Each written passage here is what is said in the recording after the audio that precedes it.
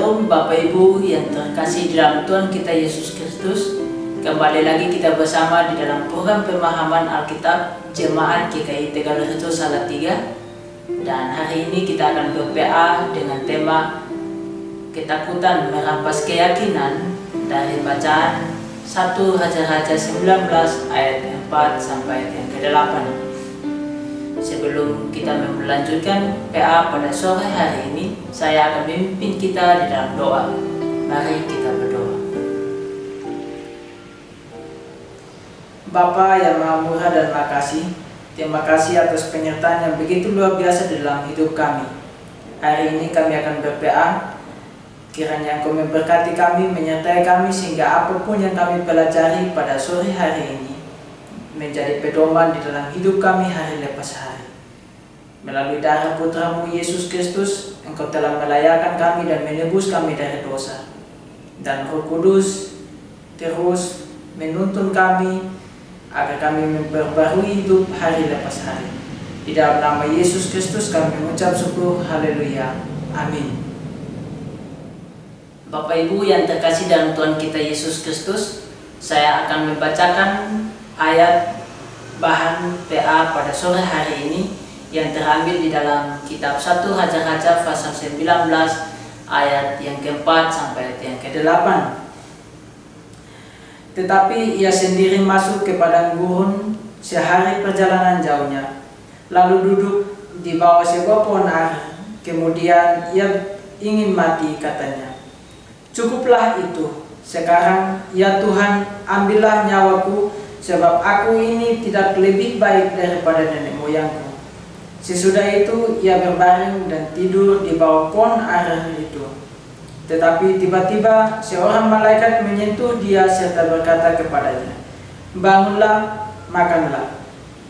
Ketika ia melihat sekitarnya, maka pada sebelah kepalanya ada roti bakar dan sebuah kendi berisi air. Lalu ia makan dan minum, kemudian berbaring pula.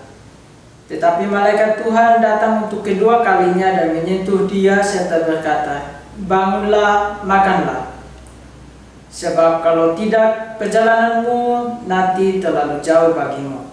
Maka bangunlah ia lalu makan dan minum, dan oleh kekuatan makanan itu ia berjalan 40 hari 40 malam lamanya sampai ke gunung Allah, yakni Gunung Horeb.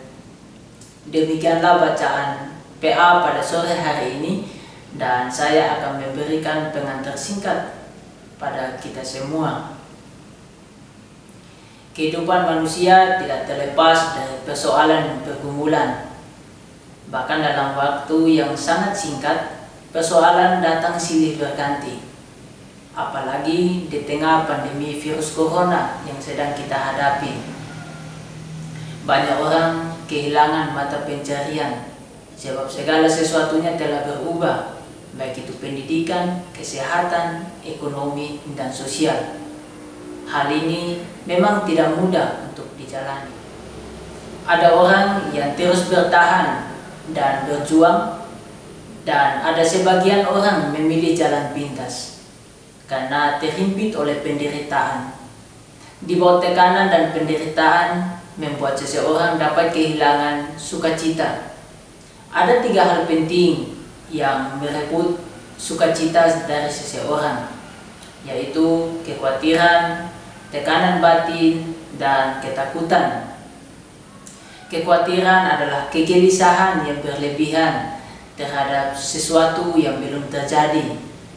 Tekanan batin merupakan suatu tekanan yang amat tinggi pada seseorang yang terjadi karena situasi yang tidak mungkin diubah.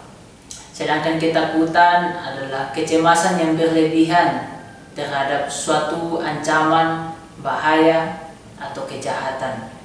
Oleh karena itu, hukumnya harus bagi setiap murid Kristus untuk terus semangat, berjuang, dan memiliki daya yang kuat untuk bertahan hidup di tengah situasi-situasi yang sulit.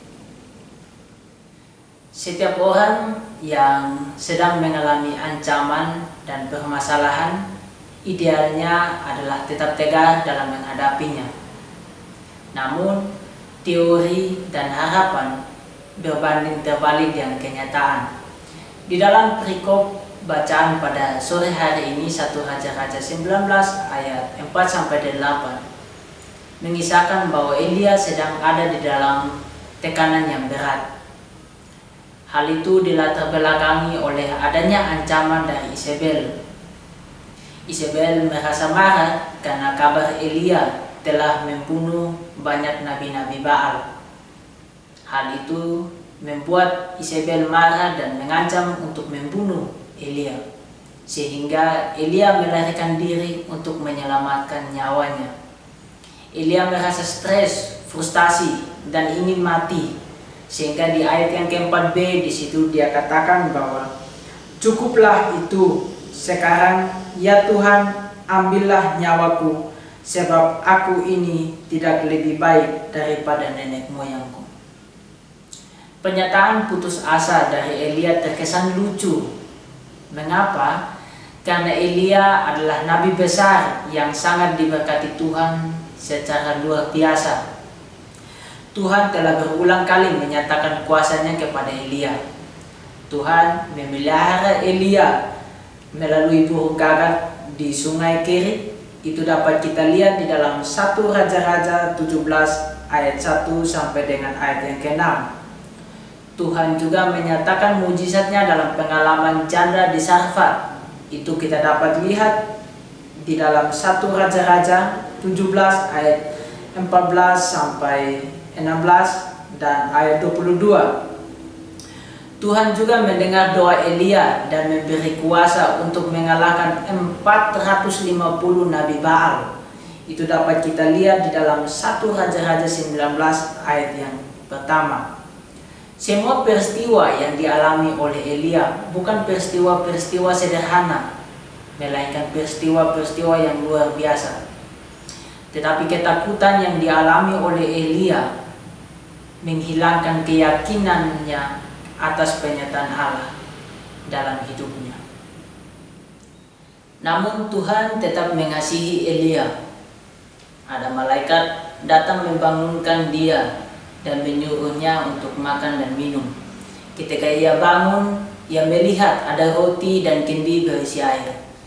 Setelah makan dan minum, ia kembali berbaring. Hal yang tidak lazim dalam kondisi Elia saat itu. Di bawah tekanan yang berat, cenderung orang tidak memiliki semangat dan hanya ingin berbaring. Tetapi malaikat datang untuk kedua kalinya, membangunkan dia untuk makan dan minum. Sebab ia harus melanjutkan perjalanan ke gunung Allah, yaitu Gunung Horeb. Di sana ada perintah baru yang akan diberikan kepada Elia. Nabi besar seperti Elia pun mengalami tekanan dan persoalan hidup. Setiap orang pasti mengalami persoalan dan pergumulan, tekanan, penderitaan, dan lain sebagainya. Tetapi Tuhan tidak pernah terlambat untuk menolong. Sebagaimana kisah Elia, walaupun dalam kondisi tekanan yang berat karena ancaman akan dibunuh, tetapi Allah tidak pernah terlambat untuk menopang hidupnya. Allah memberi ia makan dan memberi ia hidup. Di saat masa pandemi coronavirus saat ini, marilah kita terus berharap pada Tuhan dan berpasrah padanya. Sebab dalam keadaan apapun, hanya Allah saja sumber kekuatan dan penghiburan bagi kita semua. Demikian pengantar singkat bacaan pada sore hari ini, dan kita akan berdiskusi melalui grup WA Info GKI Tegal Rejo. Selamat berPA, Tuhan Yesus memberkati. Shalom.